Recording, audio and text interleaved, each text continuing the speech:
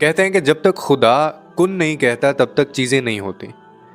आज आपको मैं जो वाक़या बताने लगा हूँ, ये वाक़या आपका ईमान ताज़ा कर देगा। एक ऐसे शख्स की कहानी, एक ऐसा शख्स जो मुस्लिम भी नहीं है, एक गैर मुस्लिम मक्का मुकरमा में जाता है और वहाँ जाकर आंसुओं के साथ वो शख्स रोता है। आखिर ऐसा उस शख्स के साथ क्या होता है, या वो अपने अंदर क्या चीज़ महसूस करता है, कौन सी वो चीज़ है जो उसे ये करने पर मजबूर करती है। और मज़े की बात कि इसके ऊपर उसको किसी भी शख्स ने कन्विंस नहीं किया।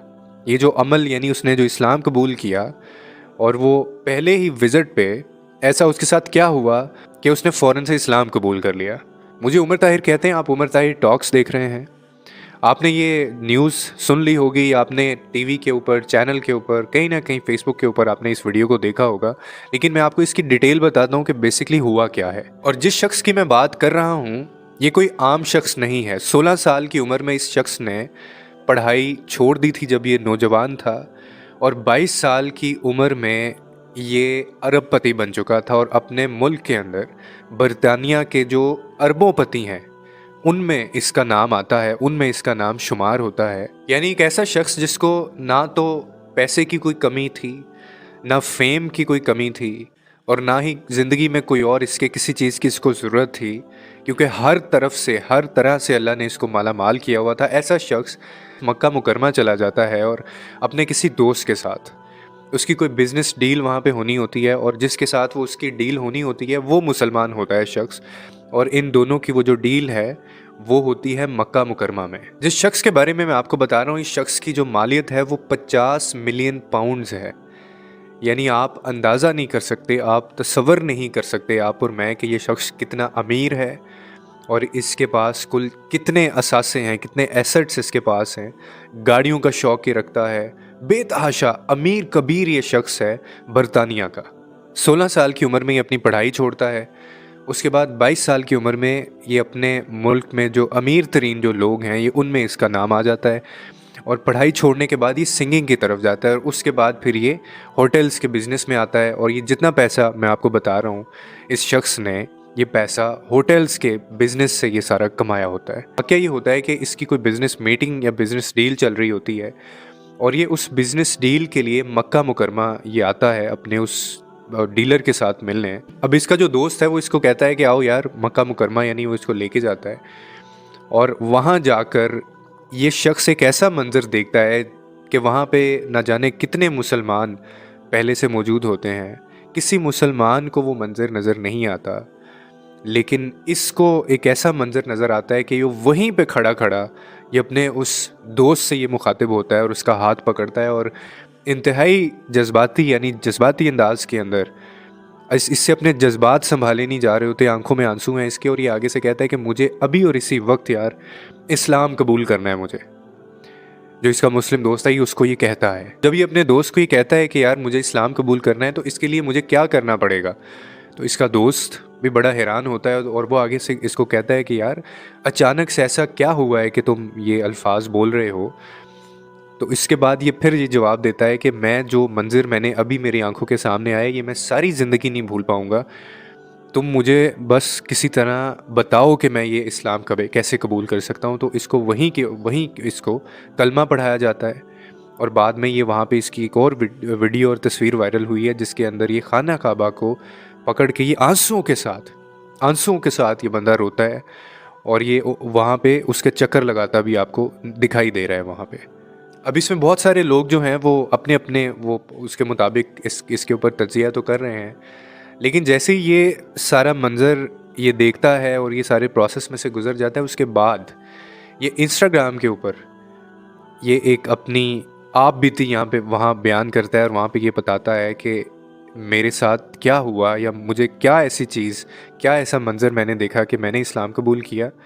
अब वो क्या लिखता है इंस्टाग्राम में, ये मैं आपको बताता हूँ। ये उसके ऊपर लिखता है कि जितने भी इस दुनिया में लोग ज़िंदगी गुजार रहे हैं, ये सारे भटके हुए हैं। ऑलमोस्ट बहुत कम ऐसे लोग हैं जिनको उनकी ज़िंदगी का मकसद पता है। अभी देखिए कितनी खूबसूरत बात है कि इंसान सारी ज़िंदगी गुजार देता है, आप किस किस के पास नहीं जाते, आप कितने लोगों से नहीं पूछते, लेकिन आपको ये जो रियलाइजेशन एक है ना, जो इसको आई है और किस जगह पे जाके आई, तो ये उसके अंदर ये लिखता है कि मुझे यहाँ पे आकर मुझे मेरी ज़िंदगी का मकसद पता चल गया है।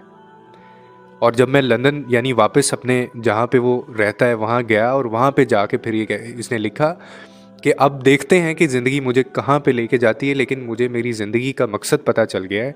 पहले मैं बड़ी एक बेमानी सी ज़िंदगी गुजार रहा था, और हम में से अक्सर लोग जो ज़िंदगी गुजार रहे हैं उनको उनकी ज़िंदगी का मकसद नहीं पता, उनकी ज़िंदगी बेमानी है, उनकी ज़िंदगी की जो मीनिंगलेस है उनकी लाइफ, उनको नहीं पता कि वो उनकी ज़िंदगी का मकसद क्या है, ज़िंदगी में आने का उनका क्या मकसद है। लेकिन मुझे आज मेरी ज़िंदगी का मकसद पता चल गया, और अब आगे देखता हूँ कि ये ज़िंदगी मुझे कहाँ पे लेके जाती है। और इसको देखें कहाँ पे जाके किस जगह पे इसको ये रियलाइजेशन होती है, और कितना खूबसूरत। यानी जब एक बंदा, आप बहुत सारी लोगों के मुंह से आप ये बात सुनते होंगे, आपने सुनी होगी, लेकिन ऐसे बंदे के मुंह से ये बात सुनना, इस चीज़ को ना कहते हैं कि जब आपको अल्लाह ताला जब हिदायत देने पे आता है ना, तो फिर वो जो एक कहा जाता है ना कि जी पैसा सबसे बड़ा फितना है, अय्याशी सबसे बड़ा जो है वो फितना है।